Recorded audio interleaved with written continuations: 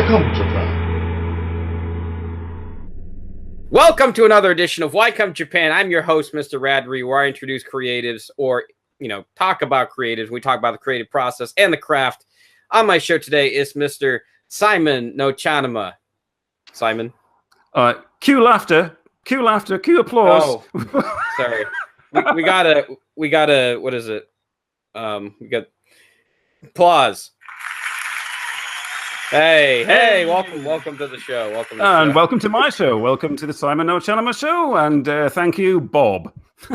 Okay. It's a pleasure to be here, people.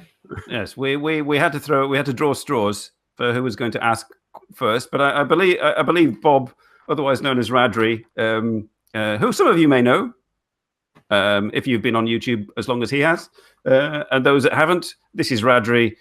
Look at his channel and you go to my channel, push buttons. Yes, click like. Do things. Make him make videos. Yeah.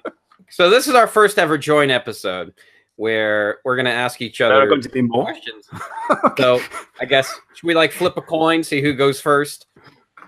All right. Hang on, a coin. I could probably get one on my iPhone. Flip a coin app. Okay. All right, I have got 20 cents. You got 20 cents? I've got 20 euro cents. There we go. Heads or tails? Heads. And it is heads.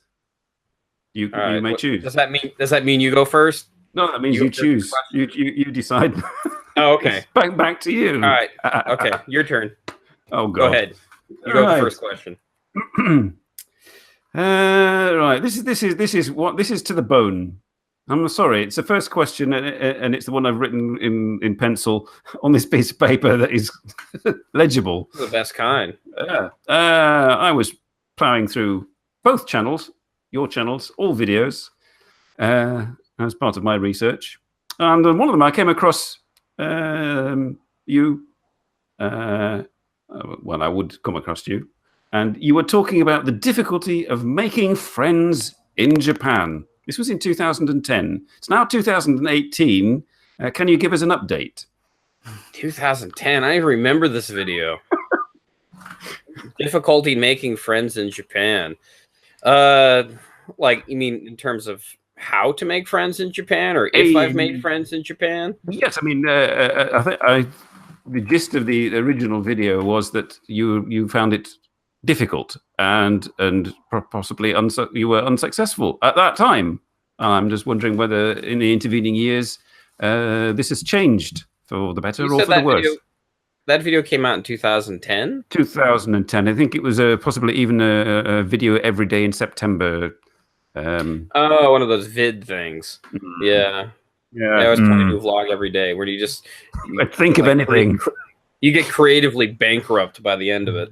That was 2010. It's like my infancy. It's 2018 now. It's like 8 years later. A lot of it's just getting out of your house, getting out of your comfort zone, meeting people you wouldn't normally meet, putting yourself in situations that just make you uncomfortable. That's basically it. That's all I can really say. Kind of like with this podcast, what kind of gives me a chance, the Why Come Japan podcast, not your show. I'm going to have to constantly refer to that again and again. But anyway. I make you feel uncomfortable. I admit it. I'm sorry. Congratulations. It's the awkward channel. You've succeeded if you can clearly have made me awkward or not. Cringe level plus 100. No. So, a lot of it's just getting out of your comfort zone. That's kind of why I started the podcast, Why Come Japan. A lot of it was, for my comfort zone, to talk to socially to other people, meet other people, have kind of it as an excuse to talk with people, because podcasts, it's the in thing nowadays. Everybody has a freaking podcast. I've never regarded my show as a podcast, but then all this work that I do with pictures, and there's people sat there not watching and just listening. I was like, bloody hell, come on. Yeah, I mean, yeah. that's why I put the show on iTunes. So, I mean, I know some people don't listen. And some people actually do enjoy the live feed. They like watching faces. Mm. So, I mean, I have both options. So, that's right. You can go down below and click the link to go get to the iTunes link. You that, everybody. Which I did not put on my channel. I'm terrible. So you would have to go to his channel. Okay. Well, you know, all right. I mean, we're not, but we're not broadcasting simultaneously. It's all here. It's all happening here. So afterwards, it'll be edited and put onto his channel. But yes, but did that answer my question? So now, can you count on the fingers of your hands more friends than you had in 2010? Does my girlfriend count? Is she listening? Mickey, do you count? It depends on what you consider a friend. It's like a friend, somebody like you actively meet up with outside of like work or school or something. Generally speaking, yes. I mean, most of my friends live in completely different countries, and I have none here. So, well, I mean, a lot of it just comes down to just scheduling time just to meet them sometimes. I mean, because you've seen on the show, I interview a lot of my friends who do creative things here in Japan or outside of Japan for that matter. And a lot of it just becomes arranging a time just to meet. So, I mean, yeah, I mean, I don't know, like, there's nobody I can just call up on the phone, just like instantly start chatting with. I mean, maybe yourself, but it's just thanks to social media, I don't really need to constantly be messaging somebody or constantly meeting up with someone in real life, you know. Yes, it's very cost effective. Yeah. Yeah, saves on your budget friendly friends. All right, so I guess it's now my turn. Cast the ball back to Bob. All right. I guess for a little context, he keeps calling me Bob. Bob is the evil entity in Twin Peaks, if anybody doesn't know that already. It just sounded good. It did sound good? Okay, that's a nice palindrome, because that show's all about palindromes. Words that spelt backwards and forwards the same way. Like, wow, Bob, wow, or... Madam, I'm Adam. Here. Asagi. Hey, Asagi. Yay. Yay. You have your chance to ask to formulate your question. Yeah. It's no longer all old dudes. Actually, I'm not that old.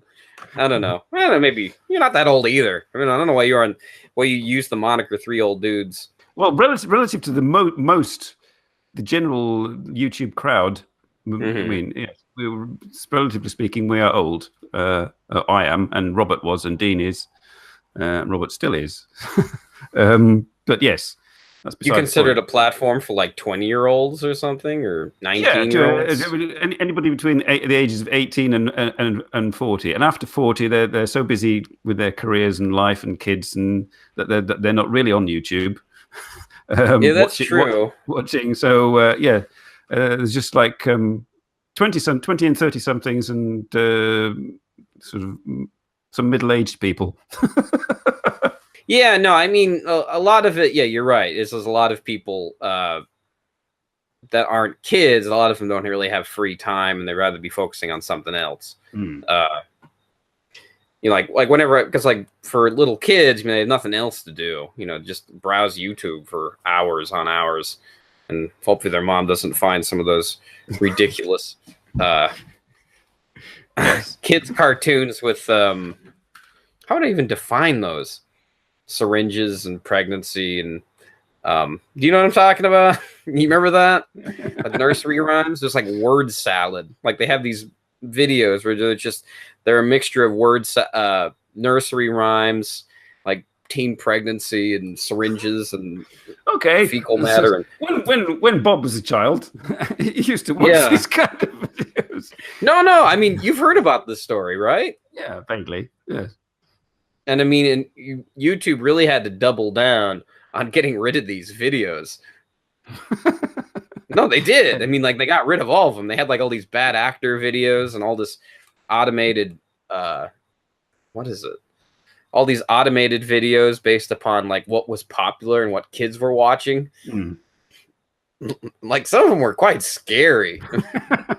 Just like you'd stumble upon these videos if like you just put on one kid's video and you just let it go, you know, because you know when you stop one video on YouTube, it immediately cuts to the next video, right? If you don't have that option switched off, which I did, yeah. Oh, that's good. Well, I don't have that switched off because sometimes I like it, sometimes it's like autocorrect on your phone. You know, sometimes you want it, sometimes you don't. All right, so I got to know what are the Simon no茶の間 origins? What got this started? Why is it a living room? Why is it a living room? This is a living room because prior to this, I was in a show with one of the audience members here, Robert, called the Three Old Dudes, and that was not in it was in the same room I'm in now, which is not my living room. It's one of my upstairs bedrooms, and he was doing it from his living room, and I think Dean was doing it from his kitchen. So there was no living rooms per se involved, and we were just doing random stuff, and that kind of came to a natural end. And I still wanted to carry on, but I wanted to do it in a more of an interview style than we'd been doing on Three Old Dudes. And I thought, sorry? How is Three Old Dudes different from Simon no茶の間then? I sent you the links to watch. Yeah, I watched some of them. It's like I don't know, like word jazz kind of. It's like you talk, then they talk, then he talks, then she talks, and then you look at the chat, and then they talk. The end. Yeah, I mean, basically that's what a live hangout is. I guess so. It's like being in a chat room and having no frame of reference, but at least there's a beginning and an end to it. At least I can start and stop it at certain places. Well, I mean, and it largely involved as just seeing how going with the flow and seeing how it went, which would sometimes work out well and be quite humorous and hilarious. And other times we'd be left there floundering and wondering why not many people were watching. So when we decided to call it a day, but I wanted to carry on, I decided it would be better to have something more substantial, more structured, more in the way that somebody would want to watch and listen. I mean, I know there were loyal viewers of the show, and some of them have carried over onto this show. But if I wanted to, go a new direction, what direction would that be? And that would be having guests round. And where would you have your guests? You'd have the guests round in the living room. And as I was telling you before the show, my YouTube friends Mashumara and Rena Berry, they were on one of the last Three Old Dudes live hangouts as guests, and became one of the first guests on my new sort of format. And I was obviously in contact with them, and Rena was quite enthusiastic about it and suggested the idea of the living room, which I then took on board. And the reason it's a Japanese living room is because most of my guests are largely based in Japan, whether they're sort of J vloggers or have other activities over there. So I stuck with the Japanese theme, and the no茶の間, that's to do with it's actually used on Japanese TV in cozy family shows, where it's an old term for living room, and it's evokes fond memories and fond ideas of coziness. So it's supposed to be a cozy living room. But at the moment it's populated by creepy rabbits, but that's another story. It looks pretty great. It looks pretty cozy. I mean, I'd like to live there. I mean, it is a little disturbing having like huge mannequin-esque rabbits in your living room. That'd be a little unsettling, but I could live with it. That was exclusively for this show. I mean, it will revert back next week to a rabbitless living room. Yeah, make me feel like I'm Jeffrey Dahmer, but other than that, it'd be all right. Not Jeffrey Dahmer. Who was the one that set people up like mannequins? There's some serial killer who did that. I don't know. People in the comments, help us out. Help us out. Yeah, all your favorite serial killers. Name them now. All I can think of is that movie Maniac, where he killed all people. He killed all these people and he set them up like mannequins. And That's fictitious, so that's not real. Hmm. Oh, apparently, I've just learned something new. Whether this is correct or not, sorry to interrupt, but No, go ahead. rabbits are not rodents; they are lagomorphs or legomorphs. Somebody Google that to confirm it for me. Nosh, who's no longer in New York. He's back in San Francisco. I got it correct this time, not Los Angeles, San Francisco. And it's very early morning there, so this is very dedicated viewing. One of my dedicated viewers, lagomorphs. Yeah, sorry. Where were we? Any relation to Animorphs? Animorphs. You don't know Animorphs? That sounds. It's probably some obscure anime thing that I don't know about. I'm guessing. No, it's not anime. Maybe it's only something I would really know because I was a kid growing up in the '90s, and they had like these serialized kid. Maybe they weren't serialized. I don't know. But there were a bunch of these kids' books where a bunch of kids transformed into animals, and they called them Animorphs. Okay. I'm guessing that has nothing to do with Lagomorphs. That's a weird name. I've never heard that one before. It was an American kids' book series, says Nosh. Yeah, it was. That's probably why I've never heard of it. It was like one of those books you see at like Barnes & Noble or like one of these chain bookstores, and you loved looking at the pictures, but you never actually read any of the stories. Like that, and like they had the other series, Goosebumps, if you know about that. I've heard of Goosebumps, yes. Heard of it, not seen it. My American kids book knowledge stops at Dr. Seuss.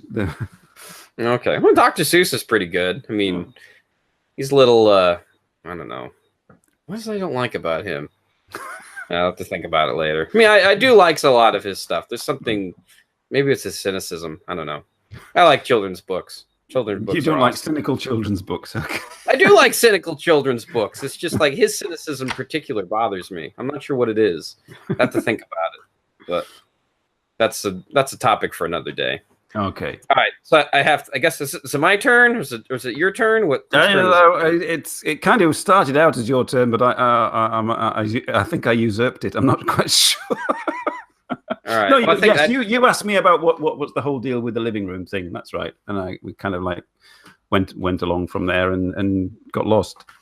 All right, then I guess it's your turn. Yes, I shall go from one Lynchian reference to another now. I hope people don't. I hope there's no sensitive vegans in the audience, but here we go. Yes, that should be my new YouTube name. Sensitive vegan.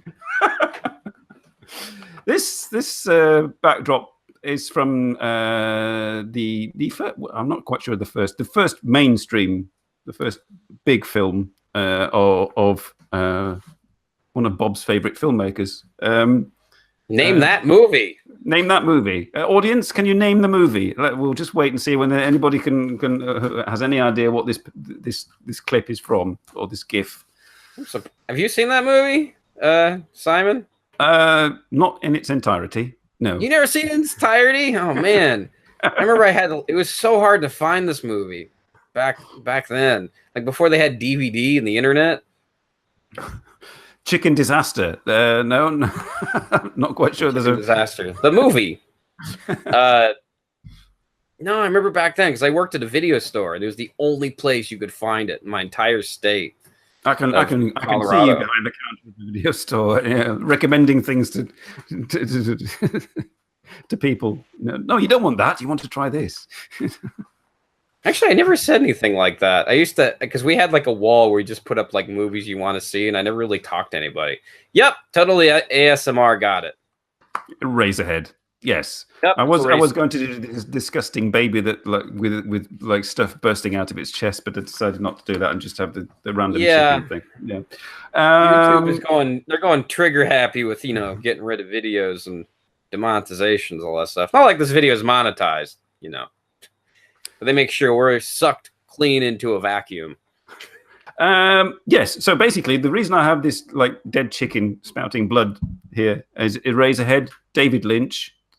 The rabbits were also a David Lynch reference, and Bob being a David Lynch reference. So there's a big David Lynch theme going on here, and that's largely due to this gentleman and his appreciation of this filmmaker. And my question is, I've written down here, I must have been drinking when I wrote this down. Is there whiskey all over it or something? Lynch is like the American version of Ingmar Bergman. Would you agree? You know, I've never actually watched Seventh Seal. I really feel like I should sit down and watch it one of these days. You should watch the Spring and the Seventh Seal and Persona and things like that. Wild Strawberries. Yeah. I watched one particular film of Bergman's, which will give you an idea why it's sort of kind of Lynchian. It's about a woman with tuberculosis who goes on a train journey with her son and her sister. Her sister is lesbian and is in love with her older Persona? sister. No, that's two women who share a house and one takes over the other's personality. That's not the title. Or maybe it is. And no, that's not the title. The title of the film with the woman with tuberculosis on the train. But it's very bizarre. They stop at a hotel, and the little boy, her son, goes and plays with a troop of circus dwarves in the corridors of the hotel. It's very bizarre. Sounds like a Werner Herzog movie. All right, if you know who that is. But anyway, yes, I mean it's very, in that sense, it's very kind of off the wall, which is how I would describe Lynch. Would you agree? Yeah, no, he's definitely one of the more bizarre American filmmakers out there. I mean, he recently just made Twin Peaks season 3, which was amazing, but not for everybody. I have to remind people that it's kind of like watching his movies is kind of like looking at an MC Escher painting, or is it MC or is it EC? I think it's MC, right? You know who I'm talking about, MC Escher? The guy where you go up the stairs and keep going and it goes, yes, it's all very difficult. Yeah, the one that's in Harry Potter, and then there's also the ones with like the two hands that are drawing themselves, and it's like a lot of his quintessential movies, they're made to be impossible, you know? So it's like a lot of it is just there's no real meaning to his movies, but there's definitely a tone. I mean, maybe you can grasp and understand a certain part of a story with some of his movies. I think only like a couple of his projects you can grasp. There's like a few where there's like a beginning and a middle and end, but there's others they're like nightmares. Yes. I mean, it's probably why I've not watched them often. I mean, I can watch a Bergman film and not get nightmares. I mean, put it that way. But yeah. Yeah, I mean, it's Bergman and Tarkovsky. It's just I kind of have to really be in the mood for that kind of stuff. You know, it's like, oh boy, can't wait to watch me some, nostalgia where a guy carries a candle halfway across a room for 15 minutes. Have you seen that movie, Nostalgia? No, I've not seen that, but yes, if you watch Stalker by Tarkovsky, it's also a bit like that. It's very grim and dreary and slow and Russian. All right, my turn. Okay, you got to tell me, Simon, what happened to the three old dudes' hat? You still got it lying around somewhere, right? Yeah. You have it. We need technical difficulties. It's still here. There we go. There you go. I shall not wear it. For the sake of continuity with the current show. But yes. Is there a reason why you don't wear it anymore? I don't wear it anymore, no. No, I haven't actually worn it since the last Three Old Dudes show, which was sort of end of March, I think. So yes, I mean that was just. There's no real story behind it. You just retired it. Real story. I mean, I bought it when I was an art student, as art students are wont to do. I was at a car boot sale, and I saw that, and it was only like $5 with a box, and I thought, oh God, I'll have that, and then stupidly wore it in public, walking around, and you can imagine sort of the reaction of most people. And then stopped wearing it shortly afterwards, and then wore it again only for the show, which was like 20 years later. You stopped wearing it just so you could stop being ostracized? Well, yes, when you're walking down the middle of your hometown wearing a leather jacket and a top hat, and a truck goes past, and the guy leans out and goes, "Arsehole." You you kind of like think, oh right, maybe I better not wear it. Who cares? I guess so. I don't know. I guess it was more of a character for the three old dudes persona. Yeah, basically. Right? I mean, when I dreamt up the series, I needed to make a sort of announcement advert for it, and I thought, what can I do? I don't want. I'll wear dark sunglasses and wear a hat because I don't want to be me, particularly. And it kind of stuck, that and bananas. Yeah. That's right. You used to always have banana in that show. Yeah, that was largely due to Tomoko Des, because I was a big fan of Tomoko Des, and Victor always used to have on like a song on the start of his videos. Tomoko Des, right. Banana. So I got a banana on there, and I've since become friends with it. So it was a homage. Okay, yeah. All right. Yeah. Oh, good to know. You heard it here, folks. You're at Why Come Japan / Simon no茶のMan's living room. All right, Phoenix 787 asks, why did Three Old Dudes stop? I lost track of everything around April. Well, it stopped around April, which is probably why you lost track after that, because there were none after that. It was a parting of the ways amicably. Dean had basically was tired of being sort of an old dude. You want to be young? Just appearing as a model on the show. I used to even have to resort to a cardboard cutout puppet. Seriously, a cardboard cutout puppet of Dean sometimes when he wasn't on the show, and so it kind of became a scheduling conflict. Scheduling and interest. Just kind of. It's like loss of interest. Yeah, it kind of run its course in terms of there's only so much, like you said, it was a sort of he talks, she talks, they talk. When you've got about like 6 or 7 people all talking and it's going nowhere, it kind of wears thin after 5 years every week. So damn, you've been doing it that long? Man, it doesn't feel that long at all. It feels more like a year or two or something. Oh no! It's been I was looking back. I sent you some links to some older episodes. Right, I was watching some of those. I guess I didn't really look at the date. I just saw who it was and like, oh, Rachel from Rachel and June's on this episode. Oh, that's cool. I'll watch some of it. That sort of thing. Okay, so a lot of it with your other co-host, it was just kind of loss of interest. Yeah, I mean, or change of interest. Like Robert became more interested in what he's doing now, and Dean kind of lost interest, and I wanted it to be more like the show I'm doing now.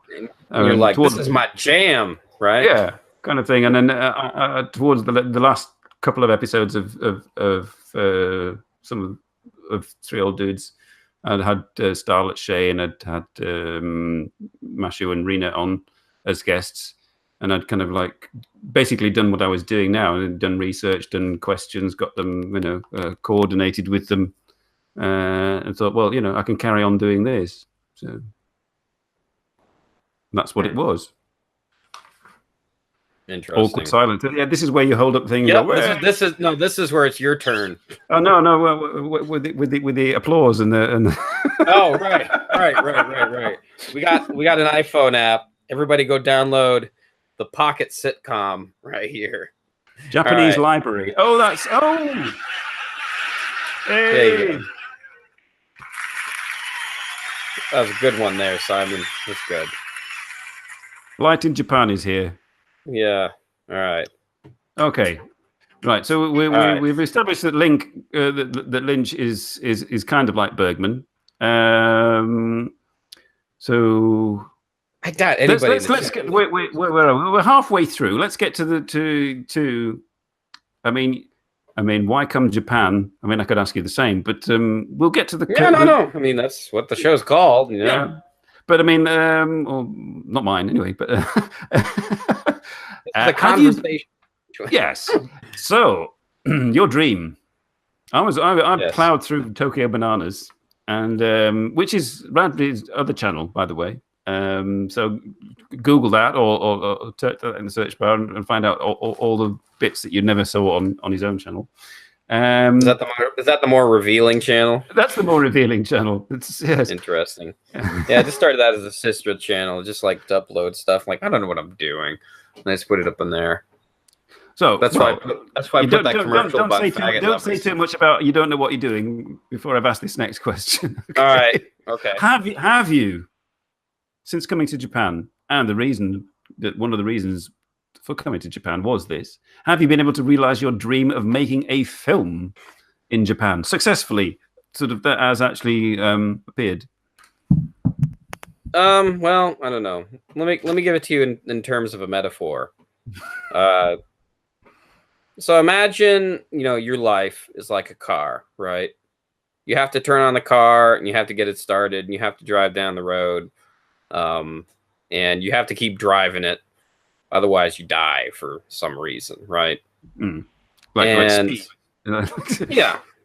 You are Keanu Reeves in the car. Yeah, okay. But every day is like Groundhog Day, and you just go through the same road every day.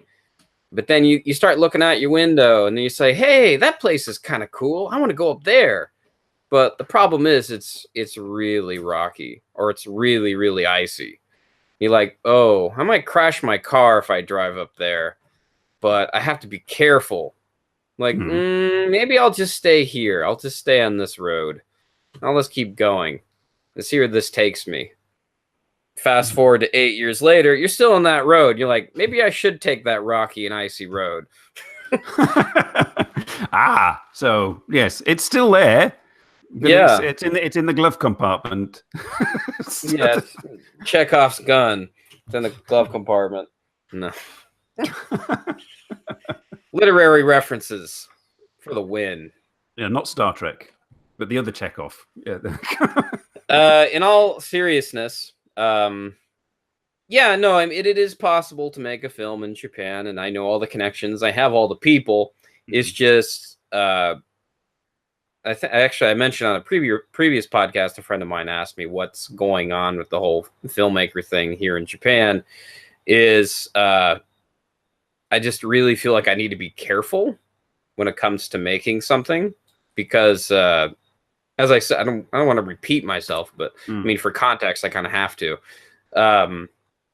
A lot of the problem with making a movie is, or at least when I read this book by Margaret Mehring, who, really good book about writing a screenplay, is, maybe it wasn't Margaret Mehring, it might have been William Golding, if you know who that is.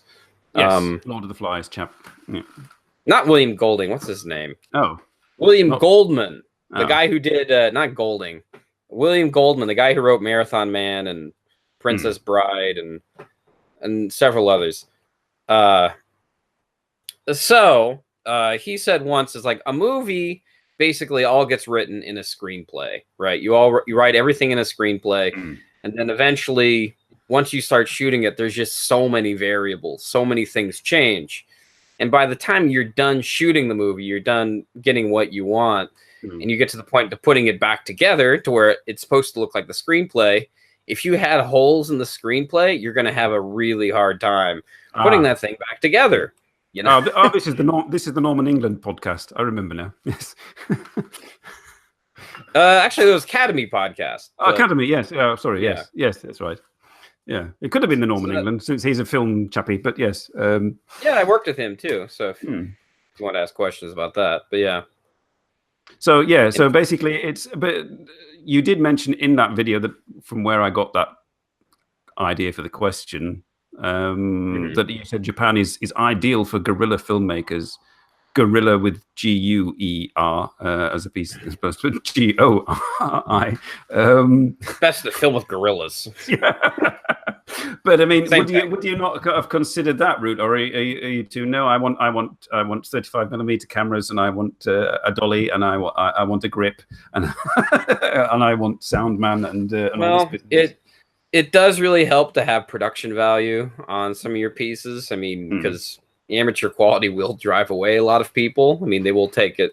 I mean, especially if you want to get noticed from bigger name people, like they'll appreciate that you actually put the time into using a dolly or using whatever.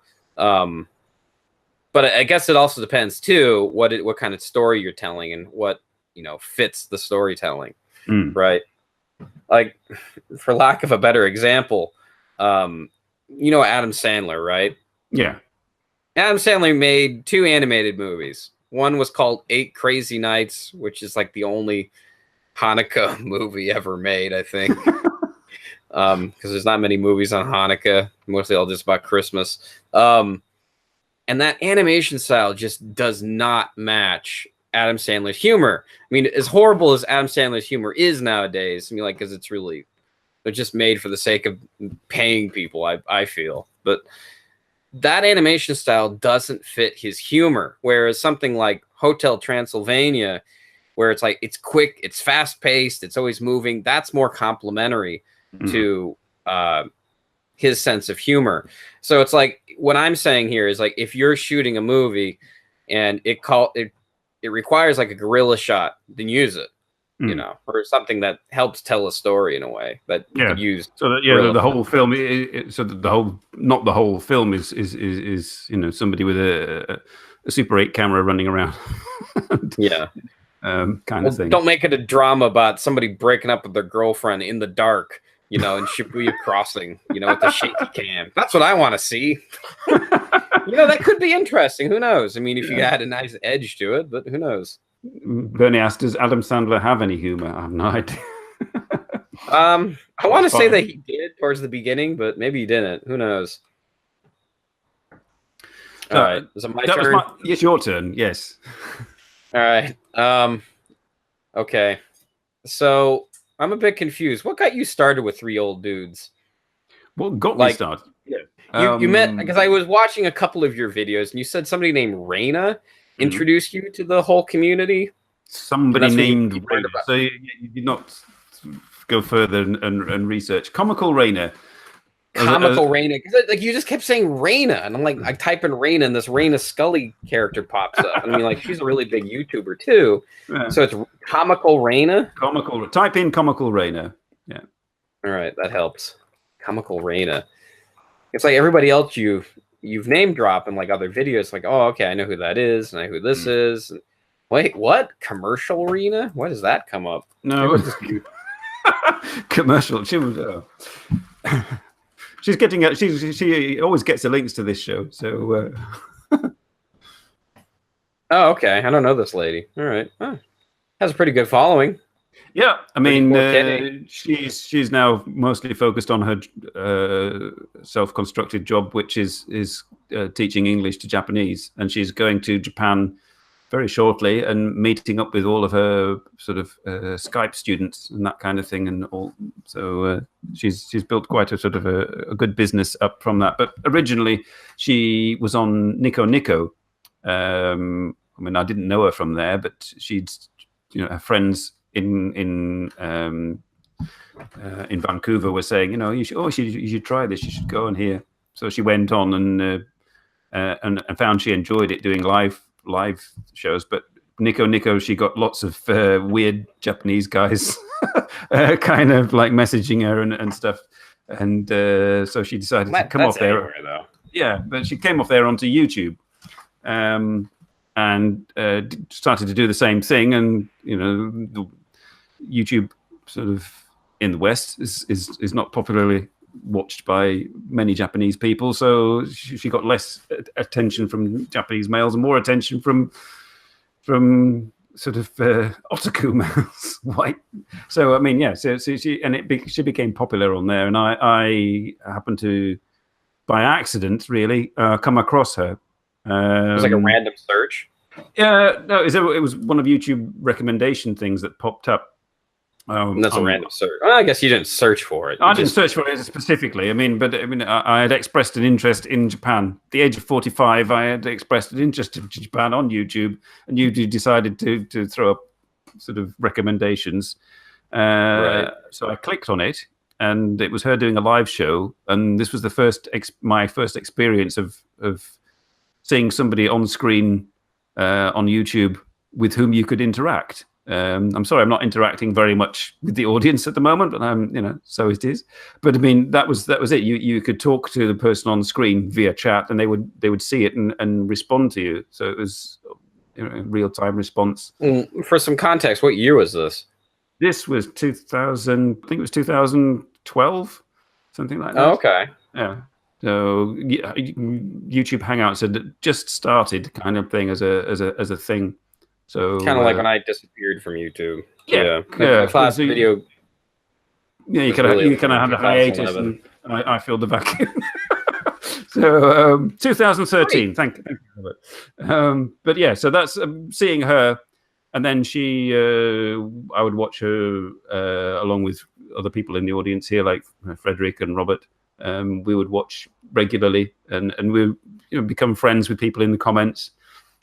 I mean, friends in the sense of you would see each other every week in the comments, and she established a kind of little community. And so Comical Raina knew everybody else in the J-vlogging community. Is that right? Well, she because of doing this live hangout, certain sort of slightly more high-profile J-vloggers noticed her, gave her a shout-out, subscribed to her, and sort of there was interaction. They got in touch. People like Victor, Give Me a Flake Man, and Caffeine Jedi, people like that. They all got to know her, and eventually she started doing another show with a guy from Kyushu. So she was doing her own show once a week, and a joint show on a Sunday, and I was watching both. And then for Christmas of 2013, she said to the guests, we're thinking of having a Christmas special, inviting some of the audience on. I remember that. Yeah, so I saw that. About 10 of us decided, got the chance to be on, including Robert in the audience here, and Dean, and a few others whose names I can't remember anymore. And we went on. We were only on for like a couple of minutes, and it was very all very structured. We got a couple of minutes live with her on screen and interacting with the audience. And I enjoyed it so much that afterwards I decided, yes, I'd like to try and do this.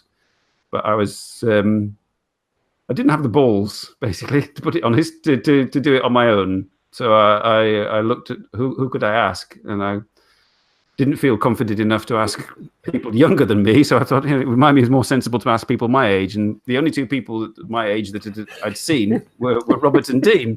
So I just Googled, I got to find two other old dudes. Yeah, basically, yeah. So yeah, basically, that inspired me to do it. And I think our first show, Robert, Dean, and I lasted about nearly 2 hours, or if not 3 hours, with just us sort of having fun with the audience. And we decided then to cut it back to about an hour. And then sort of the rest is history, as they say. Es muy interesante. I don't know.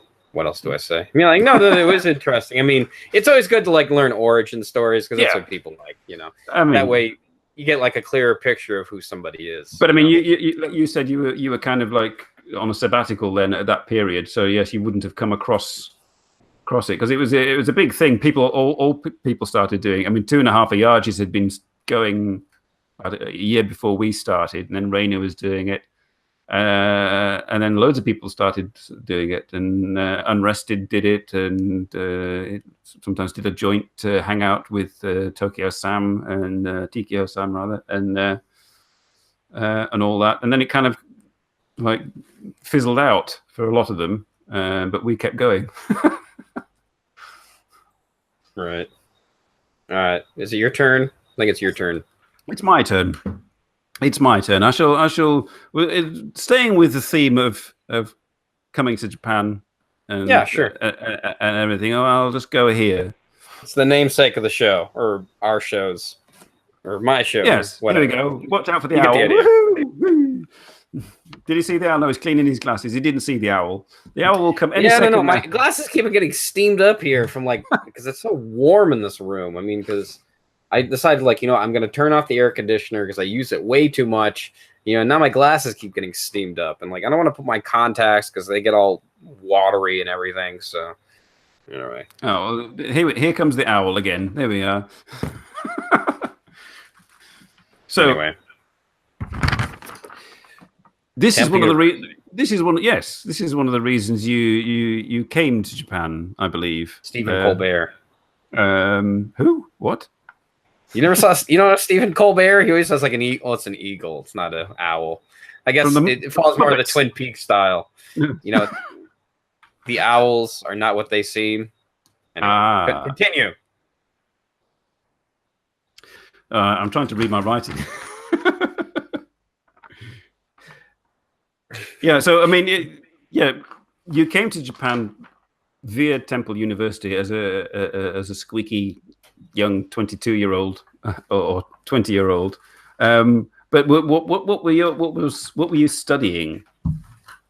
I was studying communications, Mm-hmm. which was an emphasis on movies, which is kind of cool. I mean, it was kind of whatever, but I mean, I got to meet a lot of cool people.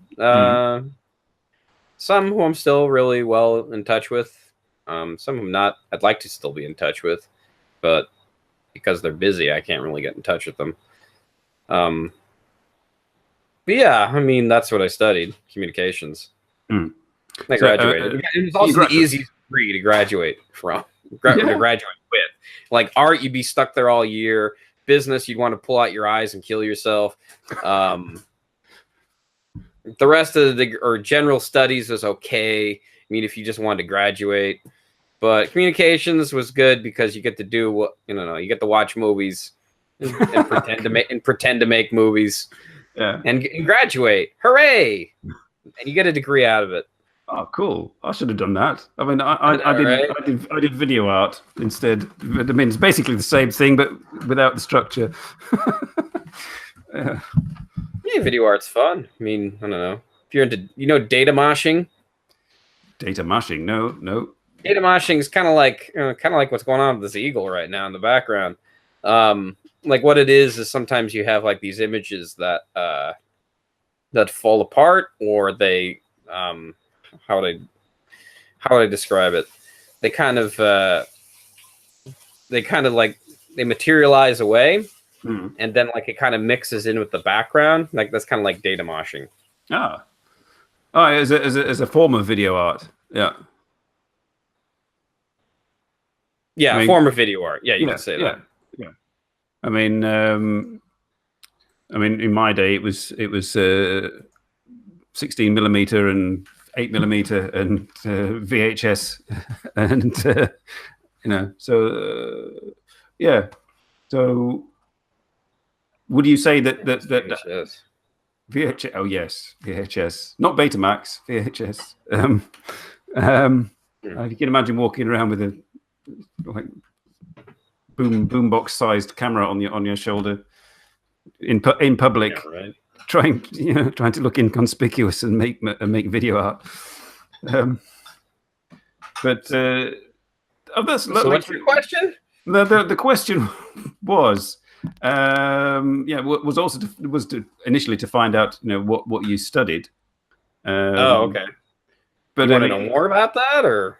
Yeah, I mean, in the sense of has it helped you in your current life in Japan, or a bit like my degree, where it's like it has. It's nice to have it, but it's can't. I mean, I talk ill about everything, but I mean, yeah, I mean, I met some interesting. I guess, well, maybe not. I mean, that's how I met Norman, really. Because I mean, like once you become friends of another friend and somebody on Facebook, then you start seeing these other people on Facebook feeds. You're like, who's that? Like what movie are you working on? And it was one of Norman's movies at the time. They all worked on some joint project through the school. That Norman was kind of a part of, not really. So he kind of did like one of these. He hired a bunch of teenage kids, or not teenage, early 20-something kids, and have them in a horror movie called Feed Me, which was all right. I mean, it's entertaining. It's funny too. It has some Norman-esque humor. So I mean, I met a lot of people. I mean, that's what college is, really. It's just networking. It's a place to meet people and to experiment. And try new things and make mistakes, just like Mrs. Frizzle said, and a magic school bus. We're back to children's books. Yes. Okay. There's a theme going on here. Yeah. Yeah. So yeah. I mean, the crux of the question is, you came to study communications, Mhm. and has it, and meet all these people, but has it? I mean, Has if it I helped you? become Has the it next helped you Ronald put the dinner Reagan, on the table? That's what I'm trying to say. In Japan, put the dinner on the table. You mean like make money off of it? Is that yeah, what you're basically, yeah. Not really. I mean, I don't know. I mean, maybe the next Ronald Reagan. I don't know. I mean, because he was the great communicator. Bob for president. Yeah, right. That'd be an interesting episode of Twin Peaks. But anyway, yeah, no. I mean, I don't know. I work as an international school, and I do enjoy it. I do enjoy teaching kids and teach them writing. I mean, it's good for me because sometimes I learn things about how to teach good writing. Because sometimes you just see this awful writing, and you're like, oh boy, how do I even fix this? Like, where do I even start with this? It's like, well, why don't I read a book about it? Or, well, why don't I think about it? Why don't I critically think about how to help him with this? And I guess, I don't know. I really didn't take many composition classes, like writing composition classes in Temple. I mean, I took some in like community college when I was in Colorado, but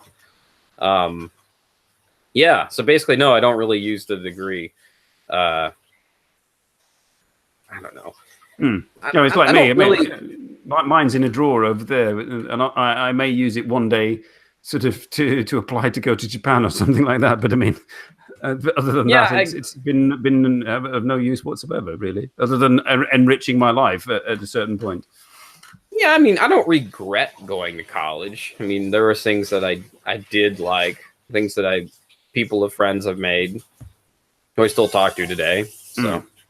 Yeah, it's a life experience, but it was specifically. I mean, I saw the video where you said you didn't want to sort of go over in details, but lots of your viewers were asking why you came to Japan, and filmmaking was the motivating factor. And I was just curious because I hadn't really sort of dug so deeply as to why what you'd come to study really. Yeah, no, it was just most. Now I know, and now the viewers know, and possibly your viewers knew this already. But I mean, congratulations! Right, quick audience clapping. Yeah, right. All right, I need to have that soundboard on blast. Where is that? No, wrong button. No. All right, turn that off. All right, here we go. Yay, there we go. It's kind of interesting in the chat right now. Believe in Yourself says, I actually looked like a J-vlogger to my first trip to Japan with a Sony 8mm video camcorder. That reminds me of a film by Wim Wenders called Tokyo Ga. Have you ever seen it or heard of it?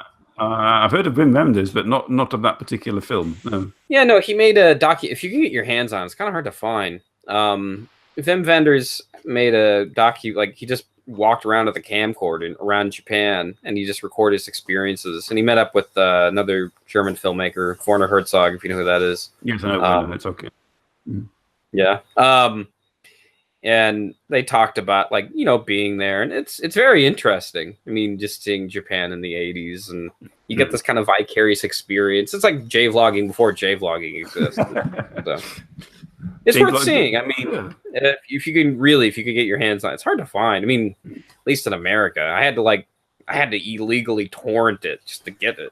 It's like it wasn't available anywhere. It wasn't at my school. I mean, even though they had a huge library of like older movies, it wasn't at the video store I worked at. It's hard to find. Yes, that's the problem with the obscure, stuff. Yeah. So whose turn is it now? I've lost track. It's me. Okay. All right, it's my turn. All right, so. Oh yeah. Okay. This here's an interesting one. All right. Do you ever find making these podcasts kind of, I guess not podcast interviews? Do you ever find it kind of grating at times? Grating. Generally, no. I mean, there is a pressure on that there wasn't with the three old dudes in order to make it comfortable for the host, for the guest rather. For the host, it's very easy to be comfortable, but yeah, the kind of there's people who in fields which I'm not entirely familiar with, and it forces me to do quite a lot of background research. So in that sense, it's not so sort of laid back and easy as Three Old Dudes was, where we just turned up and got the people on, and we'd seen their videos on YouTube, we knew what they did, and we could just shoot the shit. But now there's a bit more work involved, so sometimes I kind of I've put myself under pressure. But luckily, so far, I mean, it's all gone very, very smoothly. So touch wood. I will carry on with that.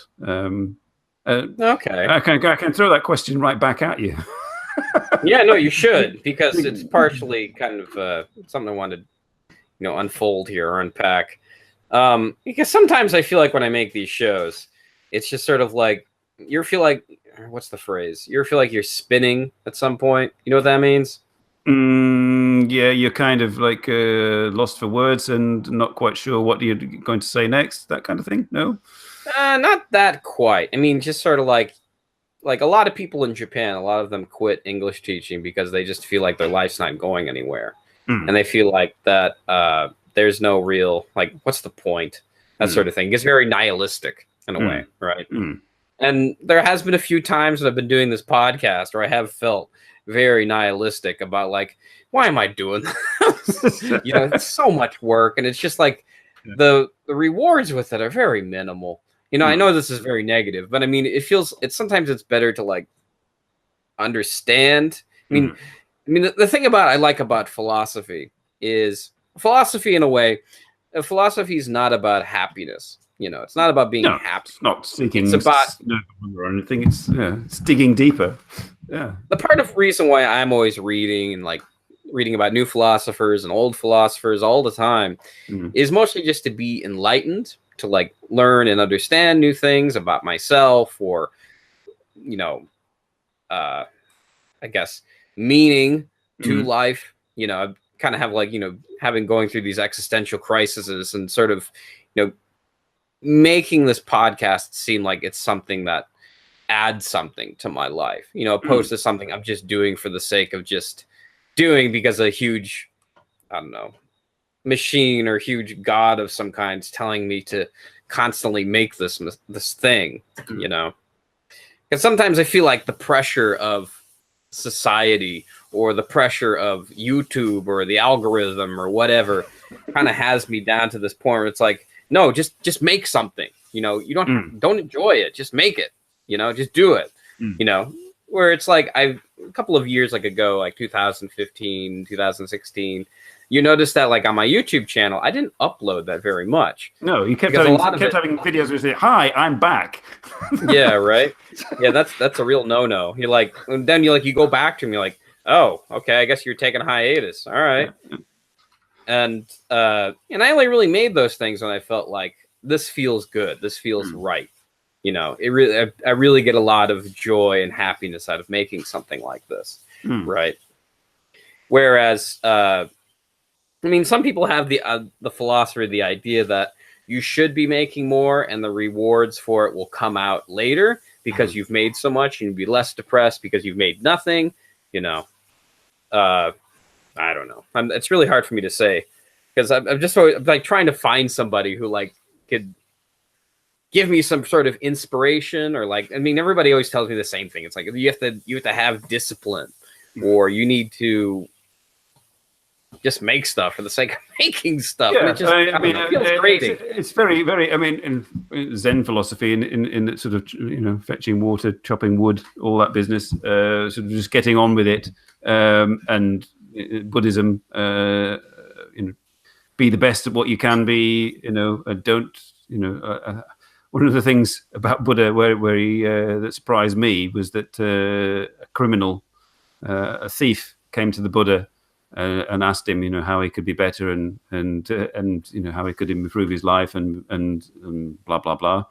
and the Buddha just told him to be good at being a thief, dude, and that kind of thing. Whereas, yes, so you're not loading yourself up with the pressures of trying to achieve something for the end, but you're living the experience. You're doing it. You're at the same time, you're not being a complete slacker. But you can be. You can be a very good slacker. Be the best slacker you can be, or it depends. I mean, certain things occur in your life, and I don't know if Mickey's in earshot, but I mean, there is, you sort of hook up and eventually have kids, and those kind of things occur, and you go through them. Some people will say that's the point of life, or fulfilling, and blah blah blah. But for me, it kind of like something that overcame me, and I kind of rolled with it.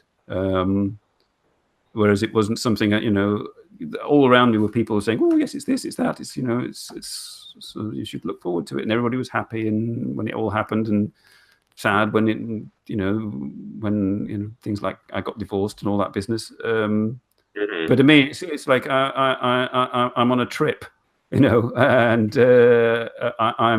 occupying this body and this mind, and it will cease to exist at a certain point, whether or not what it's doing, achieves something, or is, as long as I'm not hurting anybody along the way, I think. It's kind of, what you do until you pop your clogs. Yeah, I guess so. I mean, I guess there's also the Buddhist philosophy of like to want nothing is pleasure, or how's it go? To want is pain, or I can't remember exactly. Yeah, well, basically the Buddhist philosophy of extinguishing all desires, which is nirvana, which and unless you're into tantric Buddhism, the left-hand path anyway, and then it's engaging in all desires in order to sort of satiate them and what have you. But for the higher purpose, I think it was just an excuse. But yeah, there we go. But I mean, I don't know if you want to talk about this. If you don't, just give me the bot sign or something. You have a kid, right? Sure. So do you ever feel like your life feels more complete now that you have a kid? Because some people have told me like the best thing about having kids is that you have this feeling that like, wow, my life feels like it has meaning now. It's important. Do you ever feel that way? No. Well, I don't know whether I've said this before ever, but once my first son was born, I thought, oh well, I'm going to die now. I know that I know that I'm going to die. I know that I am mortal. That as a physical being, as a dark, as a mammal, sort of not as this. When you're in your teens and your 20s, and your sort of life is like this sort of opening up before you, and things it's all exciting and energetic, and unless you're sort of people like us who have dark thoughts and think about philosophy, but most people are like, oh yeah, and then at a certain point, things happen. You get married, have kids, blah blah blah blah, and you base your happiness on what level you've reached, and so on. But I kind of got to the stage where yes, this is just how living organisms function in this universe, and I'm stuck with it. There's nothing else I can do about it. Like I said before, you just roll with it. So I mean, I don't know whether that is motivational or inspiring or depressing. No, I mean, I don't know. Do you ever feel like? I mean, this is. I can't believe I'm asking about God. Do you believe in like God or whatever? Do you believe there is a God or gods? It's probably I believe in whatever. But I mean, no God. In whatever. I guess I'd have to say the same thing. It's just sort of like no. I mean, there are too many and There's too many. All too right. many. It's all contradictory. And if each sort of person who follows a particular religion says, yes, but it essentially boils down to the same thing, except we'll kill each other over the details. Then you look at what you try to dig deep into religion and find out what it is that's the same thing, and nobody can come up with anything. It's all kind of like chasing shadows. And I mean, do you ever really think about this kind of stuff, or not really? It's like, whatever. Yeah, I'm just gonna live life. Yeah, I mean, I've been thinking about this since about the age of 15. Okay, good. All right, good. We're on the same page. Yeah, great. So I mean, I went to philosophy evening class after school at the age of 15.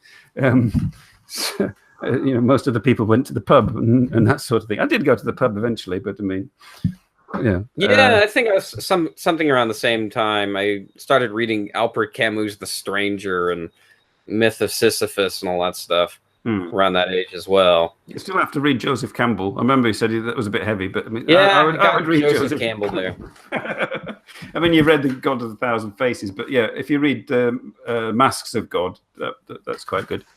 And have you read Fraser's Golden Bough? Fraser's Golden Bough? No, I haven't seen that one. No, that's early 20th century. But basically, if you read it, it's basically reads like a catalogue. But it just shows all the interconnections and origins of mostly European belief systems, from pagan to what existed in pagan times, and that was carried forward by what was assimilated into Christianity and so on. Yeah, it's basically a list, but it's good to read. If you're into that thing. Yeah, but yeah. So yeah. I mean, like I said, I read philosophy to be enlightened, because sometimes it helps me understand life better. I read it to fall asleep at night. That too. Usually I just use YouTube and put on like Vaporwave or something to fall asleep to. But all right, each their own. That and Japanese authors, but they're a bit Japanese grim. Authors. Oh, God. Yes. I don't know. Maybe a book on tape would be all right. Probably make it through it. All right, I believe it's your turn. All right. Okay. We'll stay with a happy theme. Yeah. Okay. Hey, I can do dark and depressing all night. Okay, let's go dark and depressing. In one of your videos, you mused on the fact that Japan was dying. This was 2010. This was events, and you were tired when you did it, I believe. That Japan was dying. It was just it was an offhand remark that was not further elucidated upon towards the end of the very short video. But I mean, we all know the demographic crisis, blah blah blah. But this was 2010, and I don't know whether you've obviously living there. You're in the thick of it. Would you say that has it significantly has it significantly changed or developed or got worse or better? Well, I don't know. Japan is a really bizarre place. It really is. Because I mean, when you think about it, Japan is a place where it's close to the international date line, so it's usually always tomorrow, like when it's like yesterday in like America. You're always in the future relative to me. Yeah. So you're always in the future. Yet, like when you're here in Japan, like some of the newer American movies that come out, like big name titles, I mean, not even just from America, maybe Europe as well. They don't really make it to Japan ever. But like, whereas you see places like Hong Kong or the Philippines or South Korea, and they're already there, And it's just some of that. I mean, I know the reason why they do this. A lot of the reason why they do it is because, one, they want to see how well the film does. So they don't risk bringing in some foreign film that just tanks at the box office, so nobody loses all this money. Two is they want to keep their domestic film market going. I'm pretty sure. Maybe that's just speculation. I'm not 100% sure on that one, but that's part of the reasons. And one of those things, like, I don't know, there's also like some progressive feelings, you know, like how stuff in America, like how, you know, this change with like marijuana, people are you know, some states are legalizing, like the state I'm from, Colorado. You know, the sort of what would you say, the gay marriage, LGBT progression in America has been very strong. You know, like also Europe as well. And sometimes I just, or like, and more recently today, like the whole Me Too movement, a lot of this stuff is slowly getting to Japan, but it doesn't quite like, you know, hit it. You know, it takes a while. Like for a lot of things to just like come in to like, because I guess maybe it's the island culture philosophy. I'm not sure, but sometimes it just feels like, come on, guys, just get on with it. It's like, this is what the rest of the world is doing. And they're like, no, we're going to do our own thing. You know, we got this. We already got the old stuff. You know, this is good enough. And I mean, maybe it is, maybe it's not. And part of me makes it seem like, it's like, do you not want to keep with the times, or do you want to keep with the times? And it just sort of feels like, even though I live in the future, it's like everything else is going faster in the other parts of the world. Like I'm learning about other things in other countries. You're living in Fallout New Tokyo. Right. I mean, so it's, I don't know. Like that's just, it gives me that feeling sometimes. It's like, come on, like let's get on with the rest of the world. But is it a good thing? Is it a bad thing? I'm not really, you know, I'm not qualified to say something like that, I don't think. But I mean, nowadays I'm very comfortable living here. I mean, just all the crap I read the newspaper every day. It's like, oh man, I'm glad I'm not in the States anymore. Yeah, so. yeah. Well, it's. I mean, I live in Belgium, which is not the most exciting places on earth, but at least you got them beers. Yeah, I've got beer and chocolate and no Brexit. Waffles. So I mean, it's wait. Oh yeah, that's right. No Brexit. That's right. Yeah. I'll ask you about that in a bit. Well, you can ask me now, really. Yes, if you like. All right. So wait, what brought you to Belgium? Why are you there? Why am I here? I'm here because of a Belgian lady that I met in England, and it's simple as that. Yeah, and case closed. She came to England. Yeah, she came to England, stayed with me for 2 years, and I was living out in the middle of nowhere, very scenic, but not very useful for finding work. And she had work already here, and friends. So she decided to go back, and I followed, and been here ever since. Yeah, basically. Yeah. So you like living there, though? It's okay. I mean, it's sort of like England, but they speak Dutch and French. So it's. I mean, it's on the level. It's on the level economically and socially and you know, technologically. And can you speak one of those, Dutch or French? I can speak Dutch, read it. Okay. It and all that business, write it. Okay, but that's a hard language. I don't know one word of Dutch. No, I wouldn't say it's particularly hard if you have a basic school knowledge of German, for example. It's all connected, and English. Is there lots of articles and everything? Yeah, and just because like when I would look at like German, like the German language, just there's so many like articles, and there's so many like male, female. No, well, the thing with Dutch is there's no male, female. It's genderless. Okay. Generally speaking, it's genderless. Not the Belgians. I mean the language. So yeah. So it's fairly simple in that sense. I mean it's not as simple in that sense as Japanese. But then it's, you know, you only have to learn one set of letters, and no, sometimes you sit down with the Japanese language when you're studying it, and you're like, why did they do this? Why? It's like Chinese makes sense. Okay, I understand why that got created. Korean makes sense. They have their own alphabet. Japan, like, what? Like, why do you have 3 alphabets? Yeah. Why is it partially like Chinese, but it's not? Like, I don't know. Yeah. it's like, I don't know. Sometimes, like when studying languages, any languages for that matter, sometimes I get so frustrated where I'm just like, why do people do this? It's like, why can't everybody just speak one language? Make this so much easier. Esperanto, Japanese Esperanto. There we go. Yeah, no, I'm not saying it's bad. I think people should have their culture and people should have their what they have, and they should have it. It should be theirs. So yeah, that was me throwing a question back at you, wasn't it? Yeah. Yeah. So you're asking about if I thought Japan was dying. So it's technically. I don't know. I want to say that the fully answer that question, in all sincerity, I don't know.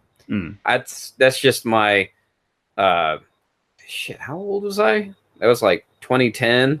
It's like when I was in my early 20s, and you say lots of stupid stuff, you know.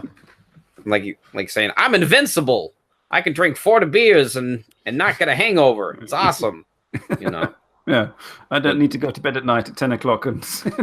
Yeah. I can survive off 2 hours of sleep and go to work. It's awesome. All right. Well, does that mean it's my turn? I guess it's my turn. It's your turn. Yeah. All right. Something a little light. Do you love green screens? What is it about your show and the green screen? I have come to love my green screen. I mean, before I had the green screen, I would go all out and have plants and have backdrops sort of assembled, usually of varying forms of cloth and photographs. Just I mean, this is my wall. So I mean. Green screen takes you places. Green screen can take me places. It can take me to this. Right. Well, we're coming to the end of the show. We've been going for nearly 2 hours, for God's sake. This is Jesus Christ. Yes, this is what you do. So we've doubled up. It's like 2 for the price of 1. This is quickly what you can do with the green screen. There we go. And you have to tell me what I was watching last night. Green screen, what you're watching last night? Mm-hmm. What was I? What film? And of your 30 favorite films was I watching? Do you want me to tell you which one that is? I know it just from seeing a couple of clips of it. Yeah, that's Rashomon. Yeah, that's Rashomon, which I'd seen Seven Samurai, so and I thought I might. You never saw Rashomon? Well, that's a good one. Yeah, it is a good one. Yes, I did watch it in its entirety last night.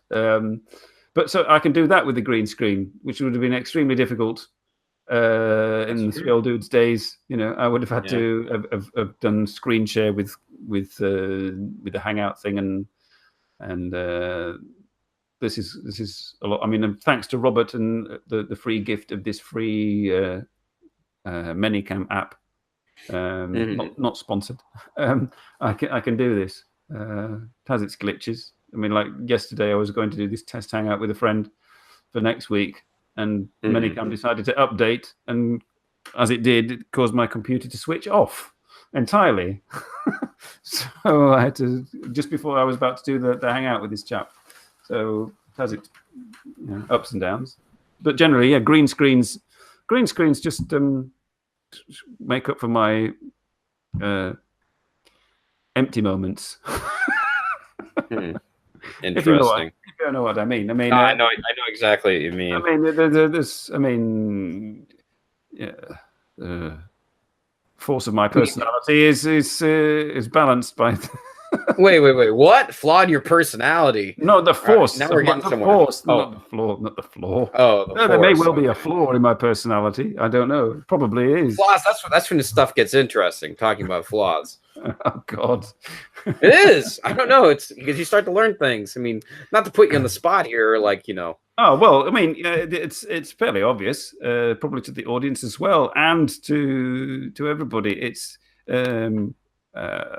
flaws in personality and the internet and YouTube.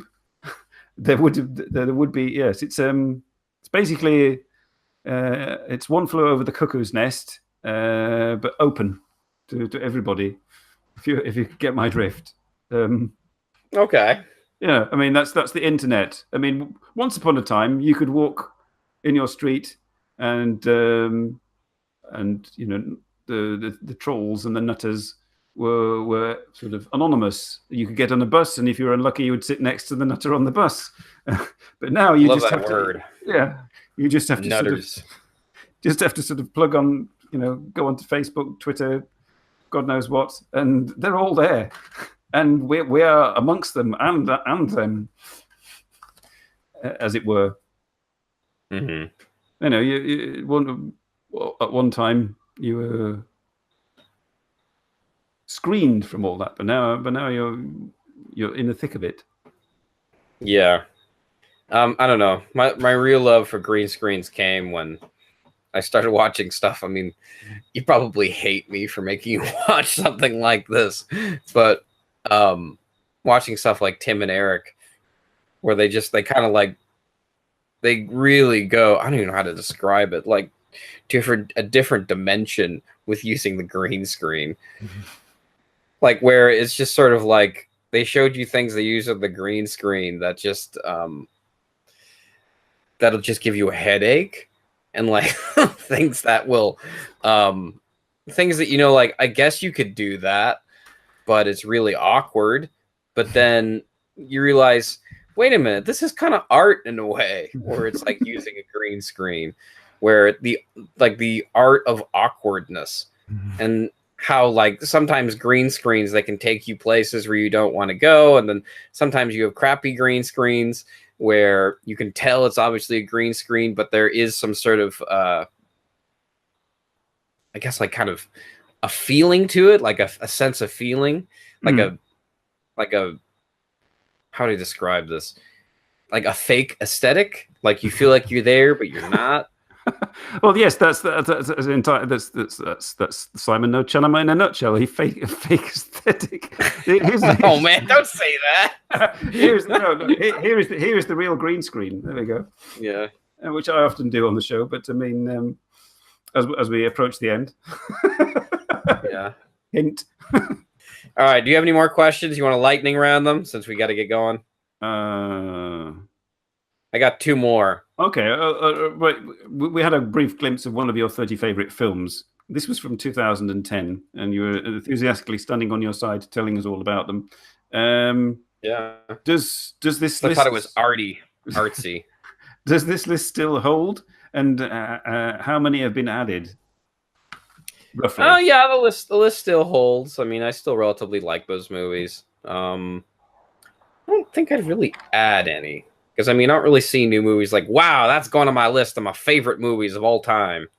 I could go to my Letterbox. You know Letterbox? No, this is another app that I'm unfamiliar with. It's great. I mean, I don't know. What's great about it is you can just put all the movies you've seen on there, and you can always keep track of them, like what to see, what next to see. It's great. Not saying you need to join it. I'm just saying it's a great way of keeping track of what you're going to see and what you're not going to see. Film consumer. Let's see. What did I just recently see? Anything here good? I don't know. I think really what a lot of it is that you kind of reach a plateau with your influence after a certain stage. Because I think like the last big influence on me as like in terms of artistic, you know, copying, I guess you could say, people I actually want to physically copy are mostly YouTubers and people like Tim and Eric. And that's about it. I can't think of any like nuanced filmmakers nowadays. So like saying, wow, I want to be just like that. You know, there's nobody out there nowadays that just strikes a chord with me. So yeah, so that would explain the procrastination in your attempts at being stuck in a car with the script in the glove box. There's nothing other than the YouTube and that there's nothing at the moment that grabs you by the balls and says, hey, whoa, come on, let's make a movie. Yeah, I don't know. I mean, I guess that's maybe why I've moved on more to the YouTube stuff, because I find it more entertaining, more I don't watch television anymore. I just watch YouTube. And my son's right? Yeah. Who watches TV anymore? Yeah. I mean, unless it's like a TV show that's like serialized or something, like on Netflix or whatever. All right. Okay, you quick fire question from you now.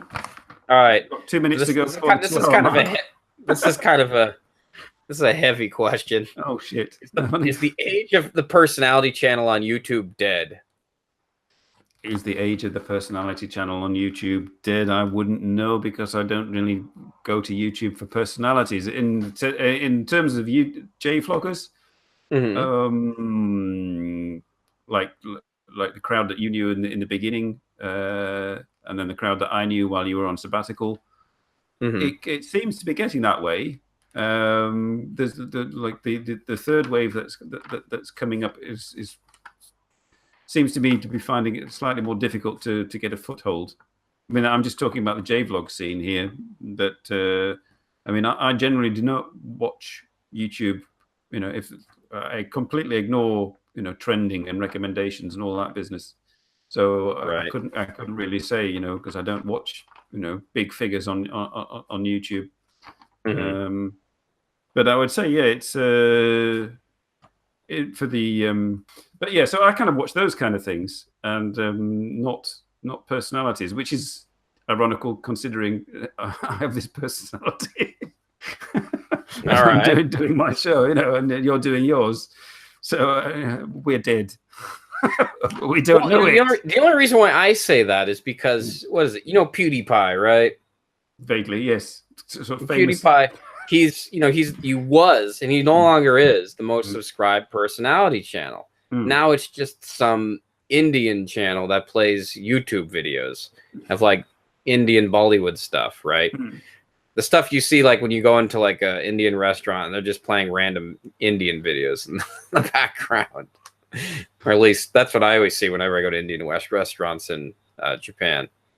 Got to have my Indian food. Oh yeah. So, so I mean, there's stuff like that. I mean, that kind of worries me in a way because I feel like you had the whole thing with Ajit Pai, the human pie man, who decided the FCC in America can, they can do whatever they want, yes, yeah, sort of like, oh God, what was that? Something to do with like kind of like censorship, sort of thing.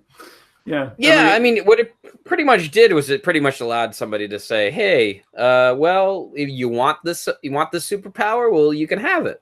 There you go. Congrats." Anyway, I just wanted to get your 2 cents in that because, like, every time I go on YouTube, I always see this stuff where it's like recommended for you, right? I'm like, oh, that looks interesting. Like, I'll watch this video about some guy analyzing Doraemon from Indonesia. Before I know it, I'm like, wait, how did I get here? What happened? Like, I should have watched my other friends on YouTube. I have 4 YouTube channels for filtering that. I mean, so if I don't want my main channel clogged up, recommendations clogged up with stuff I really don't want to watch, I go to my other YouTube channel and get it clogged up on there for a while, go back to my main channel and do it like that. I mean, I'm curious about Hiko Simon's My Chan TV, whether that would be a better filter. Yeah, I don't know. I don't get the dopamine rushes from My Chan yet. I need to start using it more. It's like Facebook, YouTube. They know what they're doing. They know how to get the dopamine rushes out of me. It's like for me to go up to like this video, people. Like it, and thumbs up and subscribe to Badri. He needs some dopamine. No, that's true. It is some good dopamine. Just a real quick one. There are a few filmmakers I like nowadays who I do want to copy. I was wrong. I was looking at this list now. I do really like Sean Baker. Sean Baker did a movie where he shot an entire film with an iPhone called Tangerine. Tangerine takes place in Los Angeles about 2 transvestites who break up or something. Very, very good movie. And I also like Mark and Jay Duplass movies. They're kind of this new kind of genre called mumblecore, where it's just a bunch of people just mumbling in a room, and then there's no. I mean, it's really interesting. It's like ASMR, basically. It's like ASMR before ASMR was a thing. I mean, now it's a I'm just thing. imagining you. I mean, because Mickey has to sit and enjoy you doing your Cuphead videos. I mean, imagine him sat next to you while you're watching Mumblecore videos and just going. Yeah, well, I don't know. They're very interesting. If you're gonna watch any of them, watch Creep. That's the best one. It's on Netflix. That sounds ideal. Yeah, they're like these movies that are like really low budget, but they have very good dialogue scenes, and I think it's more of like a visceral experience, which is what makes stuff like YouTube and like stuff like this mumblecore stuff very interesting. Hmm. I sometimes watch railway modeling videos. Hey, to each their own. Yeah. Well, we've rounded and gone past the 2-hour mark. Can you believe it? Yeah, is this a first for your show? This is a first. I've managed an hour and a half before. I think, but yes, it's very good going. You got out of questions? There's nothing left on this piece of paper, apart from one quick question, which was: do you prefer film or video if you make your films? Yeah, I really haven't used much of film, so I'm guessing video because it's easier, it's faster, it's cheaper. It's more accessible. I mean, I don't know. Like, I have a camera, I have a DSLR, and I'm always like, nah, that thing's too heavy, man. I just want to use my iPhone. Make this quicker. You know, I'd like to have a DSLR grade camera that's like the size of my iPhone or something someday. Oh well, that will come probably at some point. Yes. Yeah. Then when you're in your 50s, you'll have to sort of get out of your car and go up the icy road. Yeah. To go back to that metaphor. Well, there we are, folks. I mean, I'm winding up my Bob will probably carry on indefinitely if he could switch to his channel and no, I'm going to call it quits for tonight. I'm not going to switch to my channel. There is one more question, I guess, if you want to lightning round it, or if you really got to go, we can save it for the next I'm going. No, it's Sunday afternoon. I'm fine. All right, last question. What's the best way to ask people to be on your show? The best way, yeah. Because I don't know, there's like certain people I want to have on my show, but I can't tell you how nervous I am about asking them. I'm a nervous wreck when like thinking I got to be very careful about what I say. You know, otherwise I'm going to hate myself for like months. You know, if I don't say the right thing. Well, from your perspective, you've been sort of on the scene, like Tokyo Kuni and Runny and all these people from way back, and you know I've seen your face pop up at YouTube Hanami parties endlessly. As they wander around and you say hi, I'm Radri, and then they pop up and be like, hey, check out my channel, it's kicking on my weird ideas, right? But I mean, so I would say you would have plenty of connections, and it's that really that's helped me. That's how, for example, with Three Old Dudes, it got started. I became friends with Raina, and through her, I became friends with Caffeine Jedi, who came on the show, and I'm now actually personal friends with her. I've been to her wedding, and when she has her baby, she and her husband are going to sort of pop round on their way to Germany, sort of thing. So that kind of thing, you know, like networking, really. So yeah, if you've got somebody you want to have on your show that sort of certainly in the J-vlogging community, the name dropping basically is what I'm trying to say. I mean, and they can then back check. You know, if you give them, you know, you can say to them, oh, you know, check with so and so. You know, I mean, for example, Eric Surf 6. I mean, he knows I'm friends with Victor and I'm friends with Mully, and he's friends with them. So he could sort of just talk to them and say, you know, this Simon guy is he a nutcase, or is he all right, and or whatever. So give them something that you know they can feel, you know, that they're so having a friend of a friend really helps. Yeah, that really helps. Other than that, being as polite as possible. Yeah, that probably helps too. Yeah, just networking as well. If you want to have people on that are not J-vloggers, not YouTubers, then that's something I would like to do as well. I'm lucky now. I've got a couple of new guests coming up who are nothing to do really with YouTube. Nice. But those are the ones I'm looking for. But I mean, not saying there's anything wrong with YouTubers. It's just always something kind of fresh. You know, to broaden it. Yeah. So like Vincent Mom says, you've got to provide references, and also provide kind of references for example, one of the people I had on a couple of weeks ago, my friend, the singer friend from Hong Kong, she recommended to me a Japanese dramaturge from a drama school. So I looked this person up, and I thought, how on earth? I mean, she doesn't know her; she just has heard of her. And how on earth would I? So I haven't done anything about that, but it's difficult, yes, to approach people. You've got to give them some kind of background. You've got to sort of kind of make your show seem legit and interesting, and what you've done. You've got to have like Vids of Your Mum says, you've got to provide references, kind of thing, for those kind of people. You know, like you say, if you put your foot, you'll just have to sort of bite the bullet. And if they don't respond, you'll just have to strike them down. Well, that's not going to work. It happens with YouTubers as well. I mean, I went through Tokyo Lens to try and get currently Hannah on the show, but she said yes. I put her in a corner, really. I asked on a live hangout of Tokyo Lenses. I asked him in comments, could he, because I'd asked him before privately, and he said, "Oh, do it or the cat dies." Yeah, yeah. He kind of said to her, "Oh well, Simon's in comments and he's asking. I'll ask for you." And so she said, "Oh yes," and then she later on she kind of got back to me eventually, and basically it was no. So yeah, that does happen. So you've got to be prepared for a bit of failure, but don't let it get you down. Okay. Yeah, no, actually, that's some pretty good advice there. Actually, that was pretty fruitful.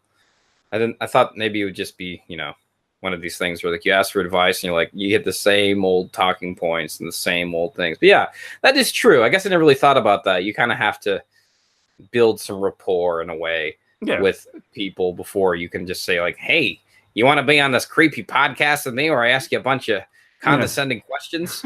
Like, yeah, that's totally up my alley. Yeah, I mean, just basically, be yourself. And or be yourself, and then file off the sharp edges.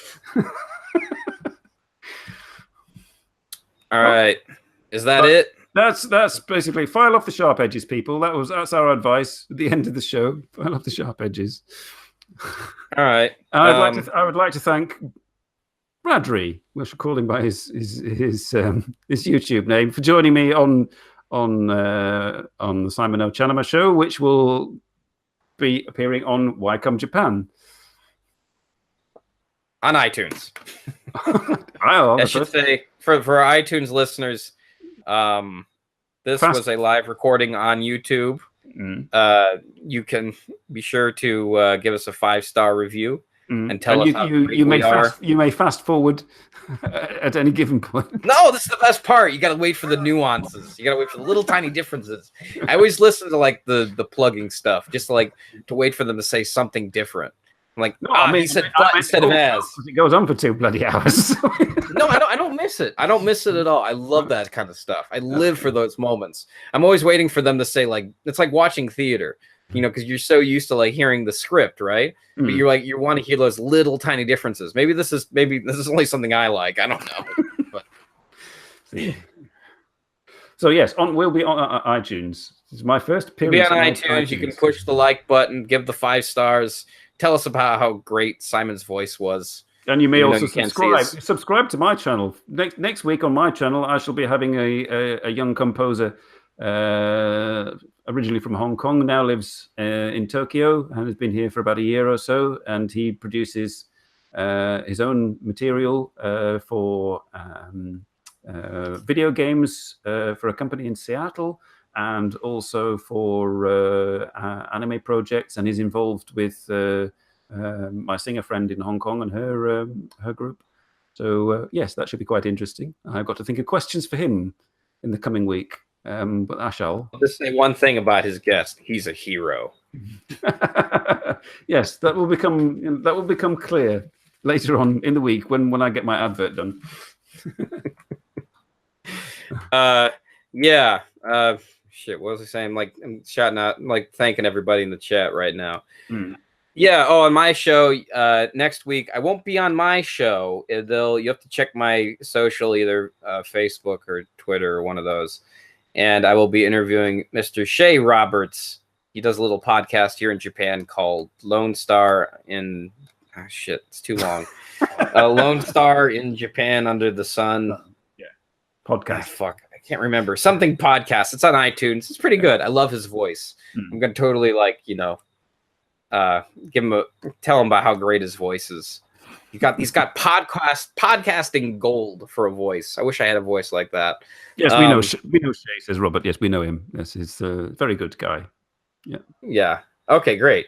Yeah, so he'll be on my show next week. You can either, if you don't want to look at my face and you'd like to just listen to my words come out of my mouth, you can go to push those buttons and do the thing. Okay. Thank you, everybody, and each of us shall see you next week. Thank you. Goodbye. All right. See you next week, guys. Bye.